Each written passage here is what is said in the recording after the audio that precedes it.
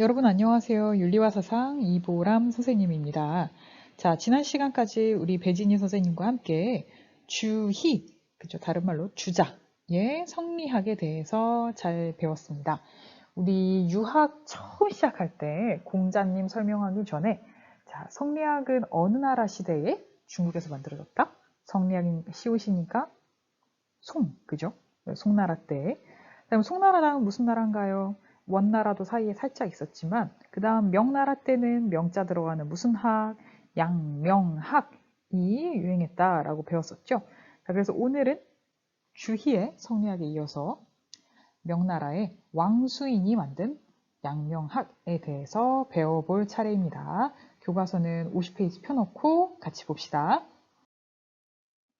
자, 50페이지에 양명학은 무엇인가? 라고 해서 왕수인이라는 사람이 만들었어요. 이름 예쁘죠? 그죠? 우리 학교에도 수인 선생님이 계시는데 네, 그렇습니다. 자, 왕수인이 주의 사상을 비판하면서 다시 말해 성리학을 비판하면서 만들어낸 내용에 대해서 뒤에서 자세히 보도록 합시다. 이렇게 생겼어요. 왕수인. 그쵸? 자, 근데 딱 보기에도 여러분이 보기에도 어때요? 좀 이렇게 공부를 잘하게 생겼어요? 아니면 싸움을 잘하게 생겼어요? 관상만 보면 약간 그냥 여리여리하고 앉아서 공부만 할 것 같죠? 자, 그래서 왕수인은 태어날 때부터 연약하게 허약한 체질로 태어났다고 합니다. 그런데 마음만은 누구보다도 열혈남아, 열정이 넘치는 사람이었어요. 자, 왕수인은 12살이 됐을 때 나는 공자맹자 선생님들이 말씀하신 성인이 되기 위해서 공부하겠다. 12살에 여러분 12살에 뭐 하고 있었죠? 자, 네. 그런 뜻을 품고 열심히 공부를 하는데 앉아서 글만 읽어서는 안 된다. 남자로 태어나서 병법을 익혀야 된다. 그래서 이제 병법도 열심히 공부했다고 합니다. 그러다가 3년 만에 15살에 가출을 해요. 그래서 와, 이렇게 사나이가 집안에만 앉아서 공부만 한다고 되겠느냐? 드넓은 세상을 경험하자. 그래서 중국의 북쪽 국경지대를 혼자 누비면서 이렇게 탐사를 하고 했다고 합니다. 자, 그리고 17살 때 장가를 갔어요. 부모님이 이제 그때도 일찍 가라고 했겠죠. 자, 그런데 결혼식 날 신부를 놔두고 집을 나가서 막 집 밖에 나가서 돌아다니다가 그 불교 도교 할 때 도교의 도사님을 만나서 도란 무엇인가 막 토론을 하기도 하고 범상치 않죠. 자, 그런데 사실 12살에 성인이 되겠다고 했기 때문에 공부를 계속 열심히 했는데 그만 잘 안 됐어요. 그러다가 나중에 조금 나이 들어서 뒤늦게 이제 과거에 급제를 하게 됩니다. 그래서 조정에 나가게 됐는데 또 평범하게 살았겠어요? 아니죠. 그 당시에 이제 조정을 휘어잡고 있던 환관, 간신들에 대해서 막 대항해서 싸우다가 그 사람들한테 찍혀서 몇 번을 죽을 고비를 넘기고 아주 너무 고생을 많이 했어요. 나는 100번 죽을 뻔하고 1000번 큰 환란을 당했다. 라고 백사천난을 당했다라고 나중에 말할 정도로 고생하다가 그런데 어렸을 때 공부만 안 하고 뭐도 했다 그랬죠? 이제 병법도 익혔다 그랬죠? 그래서 그 다음에 나라에 여러 가지 반란이 일어나는데 그때는 또 전투의 지휘관으로 가서 상대방을 뭐라 그러죠? 적군의 대장을 막 사로잡고 그래서 아주 또 칭송을 받고 그래서 놀랍게도 명나라의 명장 몇 선 안에 들어가는 훌륭한 사람이기도 합니다. 자, 그렇게 산전수전 다 겪고 아주 그냥 열정적으로 살다가 마지막에 잘 생각해 보니까 내가 정말 많은 일을 겪었는데 결국 세상 일 다 겪어보고 공부 다 해봤더니 누구나 마음속에 성인을 하나씩 지니고 있구나 라는 결론을 내게 됩니다. 자, 그래서 이분이 마음을 중심으로 하는 철학을 만드는데 그게 왕수인이라고 했었죠? 근데 이제 이분의 호는 양명이에요. 그래서 왕수인보다는 왕양명이라는 이름으로도 많이 불리는데 왕양명이 만들었다 해서 양명학 이제 배워봅시다. 자, 들어가기 전에 요거는 짚고 넘어갈게요. 양명학이 물론 새로운 학문이긴 하지만 유학과 성리학에서 말하는 기본적인 전제들을 완전히 다 무시한 건 아니에요. 그래서 그전 시대의 성리학으로부터 계승했고 공통되는 점은 무엇이냐? 첫 번째, 우리가 공부하는 이 유학이란 성인이 되고자 하는 학문이다. 최종 목표는 뭐? 성인. 자, 두 번째, 인간은 선하다. 선한 본성을 타고난다. 누구? 맹자의 성선설을 기본적으로 계승한다. 자, 세 번째, 성리학에서도 말했지만 학문의 목표는 뭐다? 천리, 그죠? 순선한 천리를 보존하고 인간의 사사로운 욕망을 제거하는 데 있다.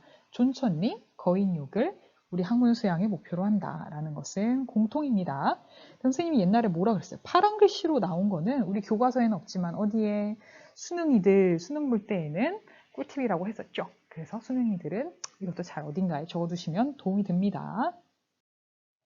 자, 어떻게 이런 독창적인 학문을 만들게 됐느냐. 왕양명이 친구가 좀 많았던 것 같아요. 이렇게 활달하고 돌아다니면 그렇겠죠? 친구랑 같이 이제 주자 선생님의, 주희 선생님의 가르침을 어려서 젊어서 열심히 공부를 하다가 너무 좋은 말씀이다. 이거 너무 좋다. 경물치지 너무 훌륭한 말씀이다. 우리 경물치지 주자가 뭐라고 했나요? 사물의 이치에 나아가 알을 극진히 한다면 우리가 참된 알을 깨달을 수 있다. 이렇게 얘기했었죠. 여기 숫자 써놓은 거는 한자를 해석하는 순서예요. 여러분 한자 별로 안 좋아하죠. 근데 특히 여기서 이 격자, 격이라는 글자는 조금 자세히 봐주세요. 여기서는 동사예요. 그러면은 이게 동사면은 목적어는 뭐냐? 얘예요. 그렇죠? 사물에 나아가 일단은 기본적으로 뭘 해야 돼? 사물에 나아가서 이치를 파악해야 되는데 그래서 주자의 설명에 따르면 왜 그렇게 해야 되느냐? 자, 봐라. 세상에는 이치가 있다. 이치 어디 있죠? 천리라고도 불렀어요. 여러분 이거 혹시 아는지 모르겠는데 이 일을 리라고도 불러요. 그건 당연히 알죠. 두음 법칙 알죠? 자, 근데 천리, 하늘에 있는 순선한 하늘이 주시는 이치가 어디에 들어가 있다? 사람에게도 있고 야옹이한테도 있고 박스, 그죠? 그냥 사물한테도 있다. 그래서 세상에 무생물이든 생물이든 동물이든 인간이든 모든 존재에는 이치가 부여되어 있다. 자, 이치는 특히 인간한테 들어왔을 때 인간의 뭐예요? 본성이라고 했어요. 그래서 주희의 사상을 성리학이라고 불렀었죠. 인간의 본성에 곧 하늘의 이치가 들어있다. 그런 말이었던 것 같아요. 자, 그렇기 때문에 우리가 이치라는 걸 알려면 물론 우리 본성에 이치가 들어있지만 나 말고도 이 세상에 존재하는 모든 사사물물들이 다 똑같이 어때요? 이 이치를 나누어 가지고 있죠. 그래서 우리가 공부를 하려고 할 때 이치란 무엇일까? 누군가 공부를 하려고 한다면 뭐 하면 되죠? 그죠? 사물에 다가가서 사물의 이치를 알면 이게 이치구나. 이게 바로 세상의 만물에 공통되게 들어있는 이치구나, 천리구나 라고 깨달을 수 있다 라고 가르쳤던 거죠. 그쵸? 깨달았네요. 그래서 양명이 좋아, 경물치지다 하고 주자 선생님의 말씀대로 친구랑 같이 이걸 해봤어요. 경물치지 실천하자. 어떻게? 자기 집 마당에 있는 대나무를 놓고 앞에 두고 그거를 바라보기 시작한 거예요. 자, 사사물물의 이치가 다 들어있다고 했었지? 그러면 저기에 있는 이 대나무에도 이치가 들어있겠네. 그래서 친구랑 같이 먹지도 자지도 않고 놀랍죠. 열혈 남아입니다. 뚫어져라. 자기 집 앞에 있는 대나무를 어떻게? 친구는 3일 동안, 양명은 7일 동안 계속 바라봤어요. 이치 이러면서. 놀랍죠. 이게 사물에 있다고 했잖아요. 그렇죠? 사물에 나아가서 구할 수 있다고 했잖아요. 근데 어떻게 됐겠어요? 친구는 3일 만에 먹지도 자지도 않고 하니까 쓰러졌고 양명은 그 허약한 체질에 정말 정신력이 대단합니다. 일주일 만에 쓰러졌어요. 그러고 나서 이거 안 되는구나. 난 한다고 했는데 내가 틀린 걸까? 아니야. 뭔가 주자 선생님의 설명이 틀렸을 수 있어. 라는 깨달음을 얻게 되죠. 자, 그러면 뭐냐? 자, 양명의 설명을 한번 들어봅시다. 자, 하늘의 이치가 인간에게도 들어있다. 좋아. 자, 근데 생각을 해보세요. 내 마음속에도 있고 야옹이한테도 있고 박스에도 있다면 왜 우리가 하필이면 사물을 탐구해야 되는 거죠? 어디에 있다고요? 우리의 본성, 그리고 우리 마음속에 있는 본성 안에 이미 들어있다면서요. 그쵸? 자, 그래서 양명은 내가 대나무를 바라보려고 한 것은 잘못됐다. 사물에 나아가서 이치를 구해야 된다는 그 주자의 설명이 뭔가 좀 잘못됐다. 이치는 이미 어디에 들어있다? 내 마음 안에. 본성이라는 것도 마음 안에 들어있잖아요. 마음 안에 다 구비되어 있다. 그래서 우리가 그 옛 성현의 말씀에 경물치지하라 라고 되어 있는데 경물치지는 다른 게 아니라 곧 내 마음을 탐구하는 것이다 라는 결론을 내리게 됩니다. 자, 그러면 주자의 경물치지 말고 양명의 경물치지도 한번 알아볼까요? 자, 주자가 사물에 나아가서 그 이치를 구해야 된다라고 하면서 격자를 아까 뭐라고 해석했었죠? 나아간다 라는 표현을 썼었는데 양명은 사물에 나아갈 필요는 없다 이렇게 설명을 합니다. 그러면 어떻게? 자, 순서가 바뀌었어요. 4, 3, 2, 1. 그래서 맨 뒤에 여기 지자부터 시작을 합니다. 이 지는 뭐냐? 우리 맹자도 얘기했던 배진희 선생님이랑 공부하면서 살짝 얘기했었을 거예요. 자, 양지예요. 양지는 뭐다? 우리가 누구나 타고난 참된 arm이 이미 들어있거든요. 그쵸? 자, 그래서 그 타고난 참된 arm, 양지를 발휘하여 사물의 이치를, 자, 마지막 격자를 나아간다가 아니라 바로잡는다. 우리 반장선거할 때 쓰는 한자 있죠? 발을정자. 바로잡는다 라는 표현을 썼습니다. 자, 이 말은 뭐냐? 우리가 어떤 이치를 구하고자 할 때 그 이치가 나란 사람 바깥에 있는 외부에 있는 사물에서 구하는 게 아니라 어디에 다 들어있다? 내 마음속에 이미 들어있는 양지가 있는데 그거를 사물에 내 마음 속에 있는 세상의 모든 사물에 대한 이치가 다 들어있어요. 근데 그것을 바르게 하는 것이 경물치지의 수양이다라고 설명을 합니다. 자, 그래서 이 격자의 해석이 주자는 사물에 나아간다. 여기서는 사물의 이치를 바로 잡는다. 달라진다는 것을 기억하고 넘어갑시다. 자, 정리해볼까요? 여러분 또 필기 좋아하니까 필기할 수 있게 정리해봅시다. 양명학의 특징 첫 번째, 성리학처럼 성증리가 아니라 뭐다? 심증리입니다. 자, 주희는 본성이 곧 이치다라고 했는데 좀 달라요. 본성이 아니라 마음 그 자체, 그쵸? 마음이 곧 이치다라고 심증리 주장합니다. 그래서 양명학을 다른 말로 심학이다. 마음을 강조하니까 이렇게도 불러요. 자, 그리고 주희의 경물치지 해석을 비판했다. 자, 그래서 마음이 곧 이치인 심증리. 다른 표현으로 이렇게도 얘기합니다. 마음 바깥에는 이치가 없다. 심외무리. 한자는 뭔가 이렇게 주문 같죠. 자, 두 번째, 심지어 마음 밖에는 사물도 없다. 심외무물. 아니, 마음 바깥에 이치가 없고 내 마음 안에 있다는 것까지는 무슨 말인지 알겠는데 사물도 없다는 거는 무슨 뜻인가? 이 다음 장에서 자세히 설명합시다. 일단 이런 표현 나오면 누구? 양명이구나 라고 이해하고 계세요. 자, 왜 이런 얘기를 했느냐? 이렇게 마음을 강조한 이유는 결국은 우리가 공부가 됐든 도덕적인 수양이 됐든 가장 중요한 건 나 자신 주체이다 라는 걸 깨달았기 때문이에요. 우리가 하는 공부를 한번 생각을 해봅시다. 우리 아침부터 저녁까지 그죠? 온라인 강의도 듣고 학원도 다니고 아주 바쁘게 살고 있는데 여러분 이제 다 해봐서 알잖아요. 한 11년 정도 공부해봐서 알죠. 결국 세상에 공부할 건 너무 많고 국어도 알아야 되고 영어도 알아야 되고 뭐 생명과학도 공부해야 되고 윤리와 사상도 공부해야 되고 알아야 될 지식이 너무 많은데 이 조그만 머리에 이걸 다 쑤셔 넣어야 되는데 시간은 없고 힘들다. 그럼 공부가 잘 됩니까? 잘 안 돼요. 자, 사실 우리가 가장 효과적인 학습은 자기주도 학습이라고 하죠. 결국은 공부에 있어서 제일 중요한 거는 내가 나 자신의 주도권을 딱 쥐고 나는 이런 부분을 아는 것 같아. 이런 것을 모르는 것 같아. 자가 진단을 잘 하고 주체적으로 나는 이걸 공부해야겠어. 저걸 공부해야겠어. 라고 내 시간 관리를 잘 할 때 사실은 그게 진정한 공부가 되는 거죠. 아무리 그 훌륭한 강사를 앞에 갖다 놔도 우리 다 해봐서 알잖아요. 대치동에 대형 강의동에 가서 앉아 있는다고 해도 아니 그 대형 강사들 엄청난 강사 맞죠. 엄청나게 잘 가르치겠죠. 이치가 거기 있죠. 근데 거기 앉아 있다고 그게 내게 됩니까? 아니에요. 그쵸? 그래서 결국은 이치를 내 외부에서 찾으려는 노력은 진정한 공부가 되지 않을 수 있다. 그 강사가 가르쳐주는 지식이 내 것이 되는 건 언제예요? 내가 그거를 내가 이 부분을 알아야겠다라는 의지를 가지고 공부를 하고 그 다음에 스스로 책을 보고 스스로 이걸 이해하고자 내 머리를 굴리고 노력할 때 내 것이 되는 거죠. 결국 우리는 이제 공부, 대학 가는 공부로 얘기를 했지만 양명은 성인이 되는 공부를 얘기할 때 결국 중요한 것은 공부를 하고자 하는 주체, 그리고 그 사람의 마음, 이게 중요하다. 어디 외부에서 훌륭한 지식을 갖다 끌어올려고 한다고 되는 것이 아니다. 듣고 보니 그럴싸하죠. 자, 그래서 주체의 도덕성, 성리학이랍니다. 유학은 결국 도덕적인 사람이 되는 공부이기 때문에요. 자, 또 한 가지, 이 사람은 책상파예요, 아니에요? 아주 열혈남아였어요, 그렇죠?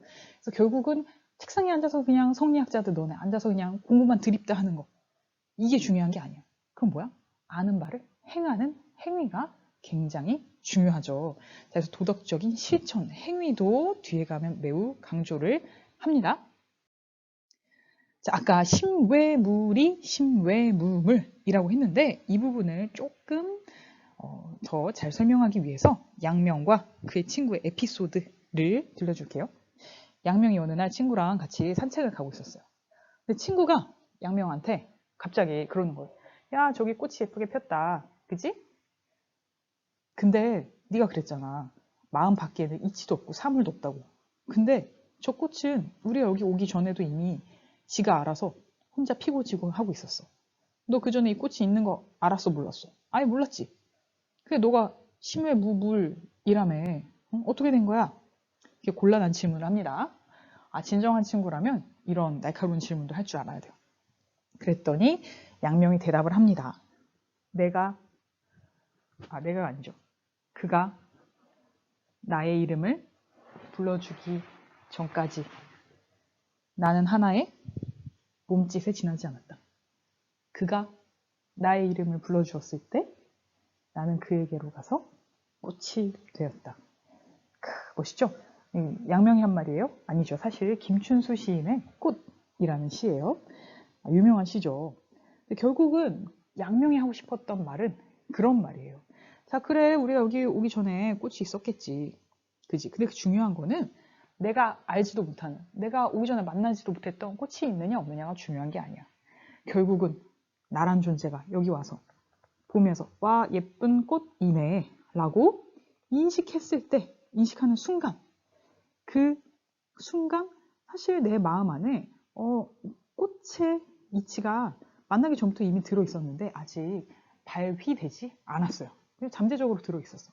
근데 내가 꽃과의 조우, 만남, 맞닥뜨림을 통해서 이것을 인식하고 꽃이라고 인식하는 이 작용을 통해서 꽃의 이치가 바로잡아진 거야. 바로잡았다라는 말이 우리 표현은 좀 이상하지만 확실해진 거야 라고, 실현된 거야 라고 설명을 합니다.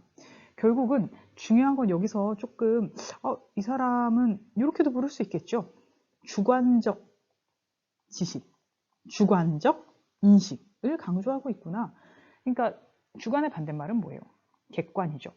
성리학에서는 나랑 관계없다고 하긴 좀 그렇지만 나란 존재 바깥에 객관적으로 존재하는 이치를 내가 배워야지, 객관적인 지식을 강조했다면 양명이 말하고 싶은 참된 알미라는 거는 세상에 도서관 가봐요. 좋은 책들 엄청 많이 쌓여있지. 근데 내가 읽기도 전에, 내가 공부하기도 전에 그냥 객관적으로 쌓여있는 지식이 중요한 게 아니라는 거예요. 결국은 나란 존재가 그것을 인식하고 이해하고 확인하는 과정이 중요한 거고, 그걸 우리가 세 글자로 뭐라고 한다? 양지가 그냥 내 마음속에 원래 들어있었는데 그것을 사물에서 발휘한다. 이걸 세 글자로 양지라고 합니다. 뒷장에서 정리할게요. 예를 들면 예1 선생님이 13년 된 친구랑 결혼했다고 했었죠. 자, 14년 된 친구가 있었어요. 그 친구한테도 선생님은 뭐였겠어요? 그냥 친구죠. 그래서 13년 동안 그냥 여자 사람, 남자 사람이었어요. 그게 중요하지 않았어. 자, 그랬는데 어느 날 그가 나에게로 와서 보람아 결혼하자 라고 나의 이름을 불러주었을 때 나는 그에게로 가서 뭐가 되는 거예요? 의미 있는 존재가 된 거예요.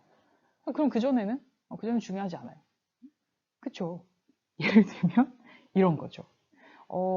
사실 이렇게 말하면 여러분들이 조금, 이 선생님도 수년 동안 이 양명의 경물치지, 또 치양지, 심해물, 심해유리 이거 어떻게 설명해야 되나 되게 고민이 많았는데 비유입니다. 하나의 비유를 들어줄게요. 노엄 촘스키라는 굉장히 유명한 미국의 언어학자 또 정치평론가인 분이 있어요. 근데 이 할아버지가 무슨 얘기를 했느냐? 잘 봐라. 세상의 모든 아기들이 태어나서 미국에서 태어나면 놀랍게도 말이라는 건 어때요? 굉장히 어려워요. 복잡해요. 근데 금방 배운다? 그렇죠. 애기들은 진짜 금방 배워요. 그래서 그냥 태어나면 응애응애 하다가 엄마가 하이 탐, 하이 제인 이렇게 하면은 자기도 불러불러 아주 영어를 잘하게 된단 말이에요. 금방. 자, 근데 이 얘기를 똑같은 얘기라도 한국에 갖다 떨어뜨려 놓으면 어때요? 또 한국어 세상에서 얼마나 배우기 어려운 언어예요. 뭐 고착어라고 하나요? 어쨌든 그것도 한국에다가 갓난아기를 들여놓으면 금방 엄마 아빠 이거 사주세요. 금방 배운단 말이에요. 그쵸? 어떻게 된 거냐? 라고 할 때 노엄 촘스키가 이런 이론을 제시합니다. 사실 모든 아기는 태어날 때 LAD 있어 보이죠? 근데 랭귀지 어퀴지션 디바이스 별거 없어요. 언어를 습득할 수 있는 장치 같은 거를 뇌 속에 가지고 태어난다. 정말? 아, 근데 이분의 학설이 굉장히 또 힘이 있어요. 훌륭한 언어학자라서 진짜예요. 근데 이 언어 습득 장치가 사실은 줄기세포처럼 어떠한 언어로든지 발휘될 수 있는 종류의 장치인데 아직 아무것도 입력이 안 됐어. 엄청난 고성능 장치인데. 그죠? 근데 얘가 미국 땅에 떨어지면 거기서 주변에서 뭐 A, B, C, D 할 거 아니에요. 그 언어 문법도 막 들릴 거 아니에요. 그쵸? 막 단어들도 들어갈 거 아니에요. 그 자극에 노출이 되면 그때 LAD가 미국어에 맞춰서 띠리리 영어 프로그램 작동합니다. 라고 해서 영어를 습득하는 장치가 작동을 해서 금방 영어를 잘하게 된다는 거예요. 한국어는 엄마, 아빠, 맘마 해봐 이런 자극에 노출이 되면 한국어 프로그램을 작동합니다. 해서 금방 한국어를 잘하게 된다는 거예요. 근데 안타깝게도 이 LAD가 유통기한이 있는데 12살. 그래서 우리가 12살 이전에 어떻게든 제2외국어, 외국어에 노출을 시키려고 부모님들이 조기 유학 보내고 그러죠. 자, 그게 사실은 12살 이전에는 이 LAD가 잘 작동을 한다라고 얘기를 했기 때문이에요. 자, 비유라고 했었죠. 그럼 양명한테 이 비유를 갖다 대면 뭘까요? LAD는 뭐다? 우리 마음에 타고난 참된 arm, 양지. 근데 아직 이 양지가 발휘가 덜 됐어. 그쵸? 자, 근데 우리가 사물을 만난다는 것은 이 양지를 발휘할 기회를 갖는 거죠. 아까 얘기한 자극에 노출되는 새로운 언어 자극에 노출되는 상황을 말해요. 내가 꽃을 봤다. 그죠? 라든가 사물을 만났다. 라든가. 자, 그 만남의 순간 또 자극에 노출될 때 이 양지가 징 하고 발동이 돼서 그 사물의 이치를 아까 격물이라 그랬죠. 어떻게 해석한다고요? 바르게 한다. 또 바로 잡는다. 이게 발휘가 되는 거예요. 꽃에 대한 프로그램이 발동합니다. 이렇게. 그래서 꽃의 이치는 이것이다. 알았죠? 자, 결국은 책상에 앉아 있는 게 중요하다? 아니다. 살아가면서 우리가 원래 있는 양지를 실천하고 발휘하고 현실화하는 것이 더 중요하다. 이런 설명입니다. 이렇게까지 설명을 했는데 김춘수 얘기하고 막 노엄 촘스키 얘기했는데 이해가 안 된다. 그러면 선생님한테 댓글로 질문 남겨주세요. 자, 넘어가서 치양지와 지행합일. 자, 그러면 방금 얘기한 치양지 뭐냐? 꽤 많네요. 근데 금방 설명해 보도록 하겠습니다. 자, 그래서 정리하면 그 치양지와 지행합일 첫 번째 맹자의 양지 배우지 않아도 누구나 알 수 있는 타고난 참된 arm이라는 개념을 가져옵니다. 자, 기출문제를 보면서 좀 얘기를 해볼까요? 자, 우리의 프린트에 주어졌던 19번 문제 잠깐 볼게요. 이 문제 풀면서 아마 4개의 본디부터 있던 것들이란 표현을 눈여겨봤을 수도 있고 아닐 수도 있고. 자, 그런데 첫 번째 갑은 맹자의 주장이었습니다. 자, 맹자가 성선설 얘기하면서 이니해지는 본디부터 나에게 있던 것들이다. 이것을 양지라고 불렀었죠. 자, 그래서 양지는 선천적인 도덕 자각 능력, 양능은 선천적인 도덕 실천 능력. 이렇게 간단하게 얘기할게요. 양능은 그 선한 일을 할 수 있는 능력. 이라고 보시면 됩니다. 세트로 다니는데 양지가 주로 언급이 됩니다. 자, 우리 이 시간 뒤에 풀어봐야 되는 그 문제풀이 시간에도 아마 이 문제를 풀 거예요. 근데 살짝 맛보기로 볼게요. 자, 갑부터 볼까요? 갑은 이런 얘기를 합니다. 사람의 양지는 본래부터 지니고 있는 게 맞아. 그래, 맞아. 맹자 선생님이 말씀한 거 맞아. 그런데 중요한 거는 그 이치를 궁구하지 않으면 알 수가 없어. 아니, 이치를 궁구해야 된다. 사사물물에 나아가서. 이거 주자의 주장입니다. 그래서 보니까 주자도 양지를 부인한 건 아니에요. 왜? 양지는 맹자가 얘기했으니까 맹자 이후에 후배들은 다 인정합니다. 자, 그런데 양지를 사물 하나하나에 온전하게 실현해야 된다. 근데 양지가 어디에 있다? 내 마음에 이미 들어있다. 자, 이 사람은 누구? 양명, 그죠? 또는 왕수인입니다.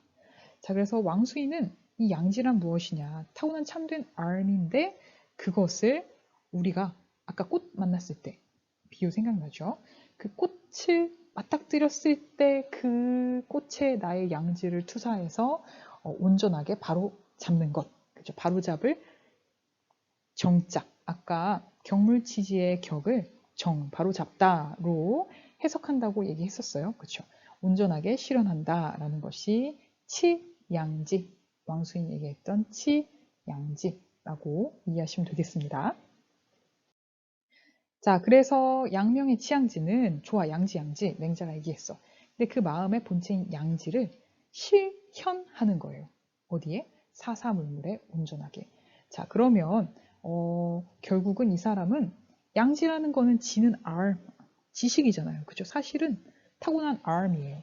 근데 그 알을 실천하는 거, 실현하는 게 중요하다라고 했기 때문에 암과 실천이 따로 가는 게 아니라 함께 가는 것이다. 이걸 강조하고 있고요. 이런 양명의 입장을 뭐라고도 합니까? 지와 행이 하나 된다. 그래서 지행 합의를 주장했다. 합일 하나 된다는 거예요. 그렇게도 얘기를 합니다. 자, 그래서 방금 얘기한 거 주자랑 비교하면서 얘기를 해보자면 주자 성리학에서는 이렇게 얘기합니다. 지도 중요하고 행도 중요해. 주자도 당연히 아는 바를 행하는 것을 강조합니다. 그리고 심지어 뭐라고 하느냐? 경중을 따질 때에는 그러니까 뭐가 중헌디라고 할 때에는 행이 중요하지. 왜? 결국은 우리가 도덕적인 걸 아는 것뿐만 아니라 행동하는 사람이 되려고 하는 거니까. 하지만 선후 우리가 공부를 함에 있어서 일단 뭐가 맞는 건지 알아야 그걸 행하지. 그렇기 때문에 선후를 따질 때에는 지적 탐구를 하고 그 다음에 도덕 실천을 하는 거야 라고 선지후행을 주장합니다. 양명은 뭐라고 하느냐? 아니야. 지금까지 너네 그 책상머리에 앉아있는 유학자들 그 먼저 알아야 된다고 계속 알기만 하고 공부만 하다가 책상 앞에서 늙어 죽었지. 그러면 안 돼. 결국은 뭐예요? 아까도 얘기했지만 양지는 어떻게 따로 이치만 궁구한다고 생기는 게 아니라 이미 타고난 참된 알므로 우리 마음속에 주어져 있기 때문에 그것을 확충하는 것, 실천하는 것, 실현하는 것, 사물에 온전하게 실현하는 행위가 중요한 거야. 그렇기 때문에 알은 곧 행함이고 행함은 곧 알미야. 다른 말로 하면 알은 행함의 시작이 되고 행함은 알의 완성이 되는 거야. 자, 그래서 이 두 가지 과정이 따로 가는 게 아니라 지행합일, 자, 하나다. 본질적으로 하나다. 이렇게 얘기를 합니다.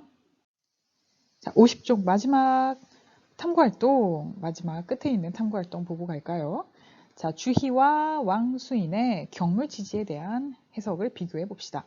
경물치지는 사실 주희 선생님보다 훨씬 먼저 대학이라는 경전에 나와 있던 말이에요. 근데 해석을 어떻게 하느냐에 따라 성리학과 양명학이 갈린다. 자, 주희는 경물치지는 사물에 나아가 아까 했던 거다, 그죠? 이 사물의 이치를 열심히 공부해야 된다. 그러다 보면 어떻게 되느냐? 마침내 지극한 데까지 이르도록 한다. 근데 가운데 보니까 이런 것도 있네요. 이미 알고 있는 이치가 실마리는 되긴 돼요. 이거 뭔데? 이미 알고 있다. 주희도 양지를 무시한 건 아닌데 양지로만은 온전하다, 온전하지 않다. 온전치 않다. 아직 모지락. 어떻게 해야 돼요? 사물의 이치를 계속 공부해야 돼요. 그쵸? 자, 왕수인의 주장 볼까요? 경물치지는 내 마음의 양지를, 양지 둘 다 얘기했어요. 모든 사물에 이르게 한다. 이 이르게 한다가 아까 말한 바르게 한다, 바로 잡는다랑 같은 말이라고 이해를 하시면 되겠습니다. 그래서 양지를 모든 사물에 이르게 한다. 세 글자로 치양지라고도 했었죠. 자, 무릇 사물의 이치를 각각의 사물에서 구한다는 것은 예를 들어서 그죠? 유학에서 제일 좋아하는 효 생각해보자. 효 해야지. 효의 이치는 어디 있게? 라고 했을 때 나란 존재, 그 다음에 내 마음 바깥에 있다고 본다면 효는 부모한테 하는 거니까 우리 부모님한테 있을 거야 라고 생각을 해요. 사람들이. 그런데 그러면 너 부모님한테 효의 이치가 있으면 부모님 돌아가시면 효의 이치가 이제 없냐? 그럼 부모님 돌아가시면 효도 안 할 거야? 아니죠. 유교에서는 부모님이 돌아가신 다음에도 어떻게 해야 돼요? 3년상을 치르면서 부모님에 대한 효의 마음을 되새기고 곱씹고 또 매년 제사를 지내면서 그래야 되는 거죠. 다시 말해 효도의 이치가 부모에게 있다면 부모님이 돌아가시면 효도 없다는 말이 된다. 근데 그럴 리가 없다. 다시 말해 효의 이치는 나 바깥에 있는 게 아니라 어디? 내 마음 안에 들어있는 것이다 라고 효의 비유를 들어서 심외무물, 심외무리 이것을 설명하고 있습니다. 자, 퀴즈 하고 넘어가겠습니다. 첫 번째, 왕수인은 마음이 없이는 어떠한 이치도 없다고 본다. 맞나요? 그쵸? 심외무리, 심외무물. 그래서 마음 밖에는 어떠한 이치도 없다. 맞는 말. 자, 주자와 왕수인 모두 사욕을 제거하고 천리를 보존하여 본성을 기르자고 했다. 자, 여기 사욕을 제거하고 천리를 보존. 6글자로 줄여봅시다. 뭡니까? 존, 천리, 거, 인욕이었죠? 그래서 존천리, 거인욕은 주자와 왕수인의 공통의 질문. 자, 왕수인은 주자와 달리 지식과 실천의 일치를 추구한다. 이거 지행합일이네, 이거 맞네 싶지만 이게 바로 함정입니다. 아까 주자 뭐라 그랬어요? 순서는 지식이 먼저고 선지, 실천이 순서가 다음이지만 후행. 결국은 이 사람이 아는 바를 행하는 걸 하지 말자 그랬나요? 아니죠. 1번을 하고 그 다음에 1번 한 대로 2번을 하자 그랬어요. 아는 대로 실천을 하자 그랬어요. 순서가 있을 뿐. 그래서 주자와 달리가 아니라 주자와 왕수인 모두 암과 행함의 일치를 추구하기는 한다 라고 봐야 맞는 말입니다. 어렵죠? 답이 먼저 나왔어요. 자, 왕수인은 효도하는 마음이 없으면 효도의 이치도 없다고 보았다. 그쵸? 왜? 여기 효도는 빼고 마음만 볼게요. 마음이 없으면 이치도 없다. 심외무리. 그쵸? 마음에 이치가 있기 때문입니다. 이런. 자, 어쩔 수 없죠. 자, 왕수인은 사물에 나아가 이치를 탐구하자고 했나요? 그런 사람 누구? 주자였죠. 주자였죠. 사물에 나아가 경물치질하자는 것은 주희. 왕수인은 이치를 어디서? 사물이 아니라 내 마음에서. 그렇죠? 여러분 어려운 내용이었지만 정말 수고해서 집중해서 잘 들었으리라 믿고 아직도 잘 이해가 되지 않는 부분은 댓글로 선생님한테 질문으로 남겨주세요. 자, 수고했습니다.